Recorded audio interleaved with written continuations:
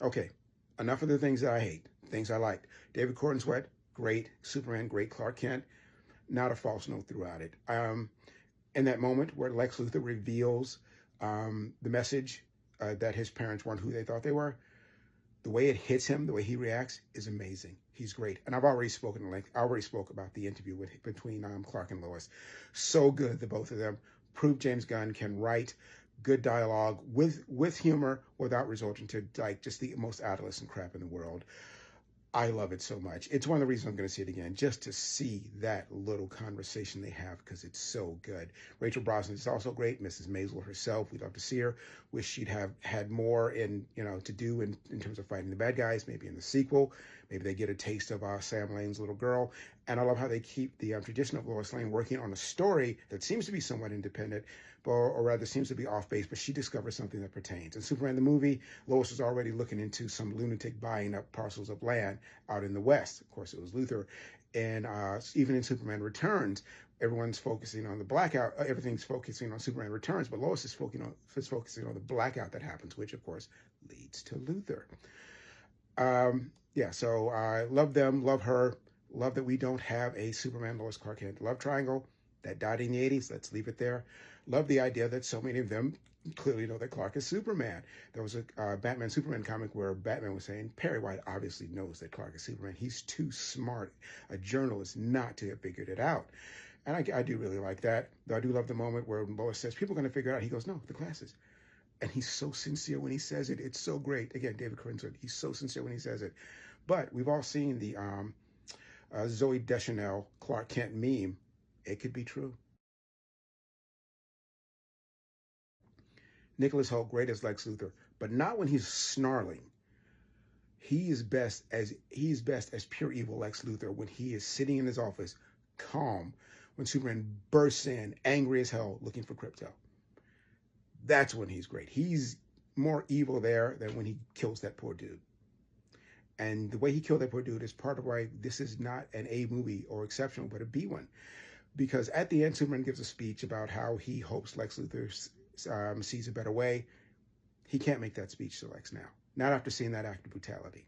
It does. These two things don't go together. And that speech should have been given to the public at large after it's been revealed that Lex is a bad person. That should have been something he says to everyone about himself, not to Lex. It doesn't fit Lex, and it's something he wouldn't give to Lex after seeing that vicious murder he just witnessed. Even in Superman the movie, Christopher Reeve, his Superman has genuine rage towards Lex Luthor. He's genuine anger. He really does not like him. For him to hope for Lex Luthor in this just doesn't fit. Now, I mentioned before that it's very comic booky, and it's very comic booky in the way that it has dialogue, the way people talk. And by that, I mean lots of expository dumps, which you see in comics. Like in the fight scenes where Lex is guiding Ultraman to fight Superman, it's obviously Lex has planned moves for him. You don't need his team of lackeys then explaining that Lex has planned moves for him. That's very comic booky. A comic book would have done that. And same thing with the government officials when they're speaking. Comic book dialogue. Someone says something bad, Superman could be at risk, and someone says, "Oh, but he's such a good person." Very comic book like. And I'm the first person to clown on you for complaining about a comic book movie being comic booky, but maybe this is something we could have left in the comics, the way people speak. An approximation of regular dialogue is probably best at this point. I mean, it's what all the better. Even against Superman the movie had an approximation of regular dialogue. All the entire MCU, an approximation of regular dialogue. You got to leave some of the comic book stuff in the comic book. Now, the plot point that people would turn on instantly is total comic book. Every hero goes through it. A newspaper report comes out. Everyone turns on the hero. A retraction comes. The truth. They're all back on his side. Very comic booky. Happens all the time. Don't necessarily need to have seen that either, or at least show that people don't turn on a dime. They really don't. I mean, I can think of a couple of celebrities who have done horrendous things and are still cruising along with no problem. Rhymes with sad Mitt. Now, Luthor's monologue, it's a comic book thing, but it also works in movies as well. Villains monologuing is always great. The problem I have with this is that he did it in front of the Help, revealing that much of himself in front of the Help. He wouldn't have done that. That monologue would have been delivered to Superman in the cell in the Pocket Universe, while he's looming over him in pain on the ground. He would have just revealed that part of himself with the same ferocity. because it would have been an intimate moment between the two of them. And one thing I like is that they include the petty evil of Lex Luthor, like when he's throwing pencils at people or knocking on the floor and telling his subservients to pick them up, or putting ex-girlfriends in the Pocket Universe. Lex would be evil even if Superman weren't here. And that's been lost with this obsession over, oh, he just hates Superman because he's an alien. No, he hates Superman because Superman's above him. He's getting the worship and attention that Lex Luthor feels he should get. Lex would be an asshole even if Superman didn't exist. And I'm glad this showed some of that because that's kind of been lost a lot. Ultraman being a Superman clone, straight from the comics, and very fitting, given that originally Ultraman was the Superman of the evil Earth-3. And later, in the 80s, Marv Wolfman did a story about it, and he revealed that he was from a Krypton that didn't explode. But that was taken away in the Crisis, and Grant Morrison made him an American astronaut who gains power. But I always liked that because they never got to explain what made him that way, because also that Ultraman wasn't smart enough to use his powers, and he knew he wasn't smart enough, and it made him even angrier. So just a little geek tidbit for you. Also, all the other characters very good. In the comics, Metamorpho Rex Mason is still very confident and cocky, even though he's been transformed into Metamorpho. This portrayal of him was very meek and withdrawn, and I'm not so invested in Metamorpho that I care, but if you're a fan, I'm sure that was a weird thing for you. Nathan Fillion as Guy Gardner. Shame he aged out of being able to play Green Lantern, though he does do the voice in a lot of the animated movies. He was perfect. Lots of scene stealing when he shows up. That was great. Mr. Terrific was terrific. Had his great butt-kicking moment. Again, to a pop song, James Gunn special. That was great. But because his power, for lack of a better word, is his intellect, he's a genius, I felt that there should have been more about him versus Lex Luthor. Because Lex is also a genius. But there's a moment where you see the contempt that Mr. Terrific has for Lex Luthor because he feels he does sloppy science. He can make things work, but he doesn't care about any safety provisions. I wish that would have been the real reason that he went with Lois to go get Superman, because he wanted some of that Luthor smoke. Because as a genius, he hates a sloppy genius. And Hawkgirl, really the screaming. We know you're Hawkgirl. I can see the wings. That's unnecessary. Another odd disappointment for me. The Kents. Yokels. The Kents aren't yokels. They're warm and they're caring. They have that, but they also made them yokels. No. Though I did love the scene where they've got him in his childhood room, in his childhood bed, and they're just all over him. And Lois turns around and sees the room and realizes that this is just a kid from Kansas.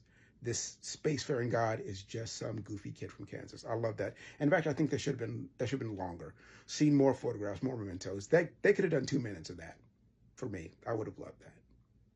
The action, James Gunn, usual standards, excellent.